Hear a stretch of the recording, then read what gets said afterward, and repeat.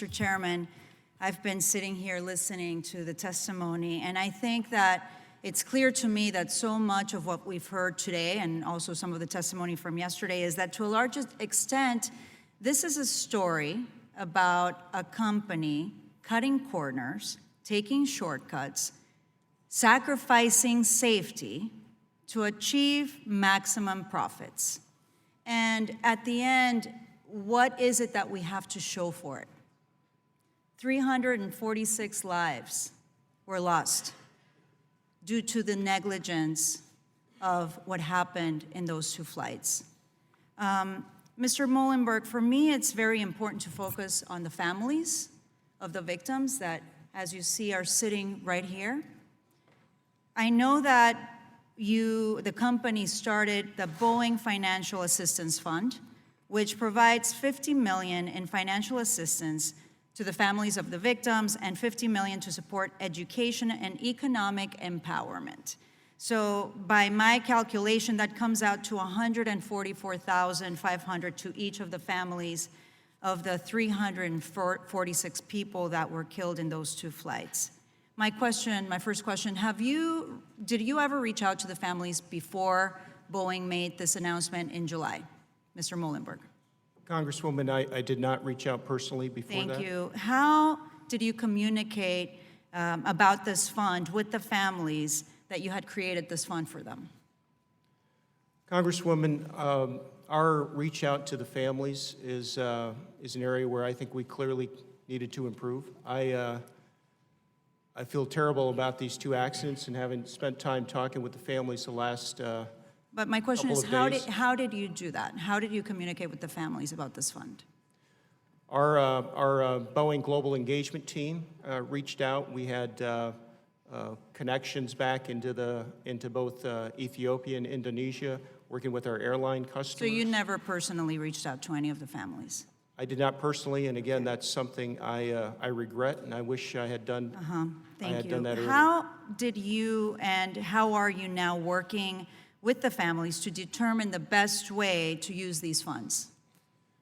Congresswoman, a couple of things. One, for the first $50 million that you identified, we've asked Mr. Ken Feinberg, an expert in this area, to administer that fund. So he's already making progress with many of the families. We'll continue that. On the second $50 million, we've engaged with the families. That was one of the topics of discussion at our meeting last evening, and we're going to continue that going forward. Thank you, Mr. Molenberg. And it was reported in this article that by CNBC that the families of the 737 MAX have only until December 31st, 2019 to file a claim with Boeing, with the Boeing Compensation Fund. Is that correct? Congresswoman, I'm not sure if that's the deadline, but my expectation is that— Why put a deadline? Congresswoman, it's not something there are that so I've many families that are established. here just trying to seek basic justice. I want you to take a look at them just for 1 second, because obviously you haven't spoken to them. Okay, Congresswoman, I'm going to continue. Thank you, Mr. Molenberg. Can you assure us today that if these families accept these funds, they will not in any way hinder anybody's ability to sue or take any legal action against the company? Yes, Congresswoman, this fund is completely separate from any legal activities. So you give me that assurance today? Yes. Thank you. Now, I want to ask for unanimous consent to introduce this article that I found. FAA discovers new safety concern during Boeing 737 MAX test. Without objection. Thank you. Changing subjects for a second, are you expecting this aircraft, the 737 MAX, to fly anytime in the near future? Congresswoman, we are working with the FAA on that. We have currently set a baseline. When is planning that date purposes expected? of the fourth quarter, before the end of the year. Soon. So you're going to feel, because I have lost all confidence, Mr. Molenberg. I sit on the Transportation and Infrastructure Committee. I've been listening to your testimony. I heard some of your testimony yesterday. And I think many of the families have asked for your resignation.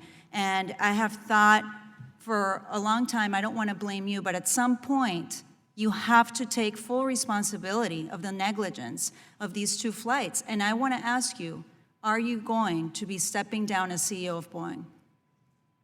Congresswoman, no. No. Congresswoman, Doesn't it's surprise me important. because I saw something else. Boeing increases CEO's pay 27% to $23.4 million last year. This was last year.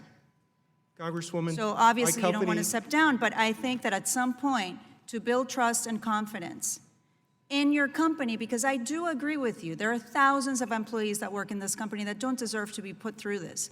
But it is you as the CEO that takes full responsibility for what happened, and I have not heard you doing that. And with that, thank you, I yield back my time. Congresswoman, if I could respond to that, I am responsible. I take responsibility for these two accidents that occurred on my watch. I feel responsible to carry that through.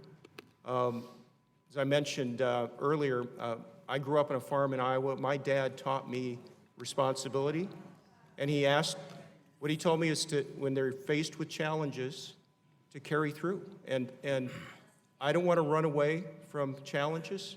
My intent is to see this through.